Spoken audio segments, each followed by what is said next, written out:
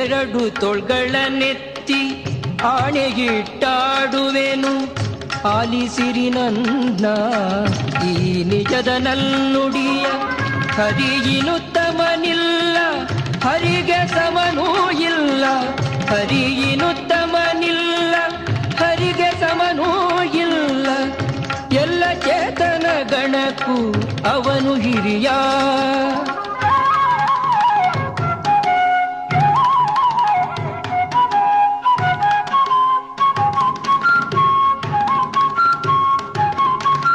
ಹರಿಯು ಎಲ್ಲರಿಗಿಂತ ಹಿರಿಯನಲ್ಲದೆ ಇರಲು, ಈ ಜಗವು ಅವನ ವಶವೆಂತೂ ಬಂತು.